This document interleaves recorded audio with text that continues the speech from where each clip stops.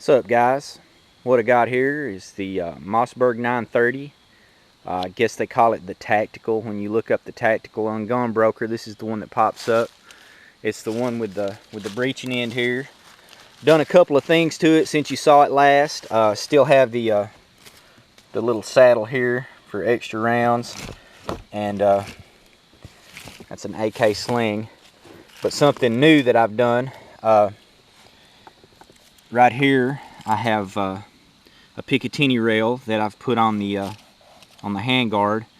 I had this left over from a Magpul MOE set that I bought off of Amazon for my AR-15, and I ended up only using one on my AR-15. This one's not Magpul, but it's designed the same way. It has a really flat nut on the back side, so I drilled 2 holes and I was able to tighten it down really good. And I had this mount here for a green laser that I have. That's just actually, the mount is better than the laser itself.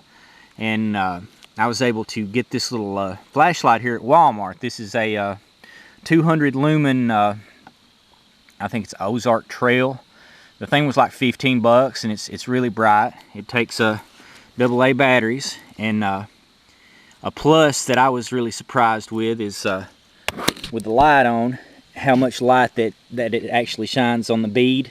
So you've got a real good sight picture, and you can see what you're shooting at if you're having to use this after dark. Another thing that I done to it, I put the Choate +2 tube on the end here. I put it on yesterday. I've yet to fire it.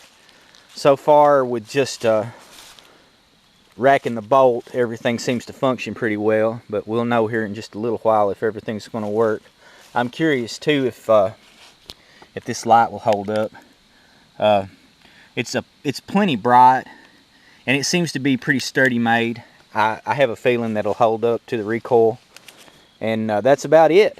Gonna just go up here and maybe shoot a jug or something. I got a jug over here that I had left in the woods from before, and we'll kind of do a function test and make sure everything works. So let me get my stuff on and my earplugs in, and we'll do some shooting.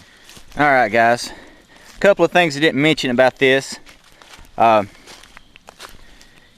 After putting the Choate extension on, before it only held 4 2 3/4 or 4 3-inch magnums. Now it holds 6 2 3/4 or 5 3-inch magnums with the +2, which is plenty. I've got 7 shots of some birdshot 2 3/4 in here, and I'm gonna turn my light on, give you an idea of what everything kind of looks like with, you know, we're at the edge of dark here.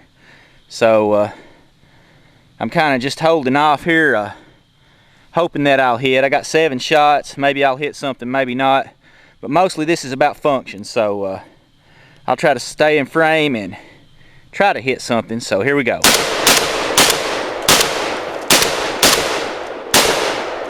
All right, so we went through the 7 shots, and hopefully I got all that in frame.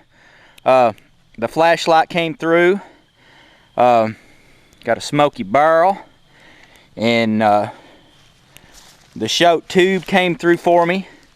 Another thing about that tube, I did a lot of reading online before I put the spring and the tube on, and a lot of people said that you needed to use the factory follower. So I went ahead and just used the factory follower in here instead of using that the one that came with it. I don't know if you can see it. Well, it's too dark to see it. But anyway, I'm real happy. I just put 7 rounds of some short brass stuff through here. A lot of people can't even get the short brass stuff to work with these shotguns. And you can see just how good a setup this is. 200 lumens ain't no joke. It's a bright flashlight. I'm able to actuate with my thumb. I've looked at it in a mirror in a dark room, and it will blind you. It's very bright. I'm very pleased with the way everything turned out. Thank you guys for watching.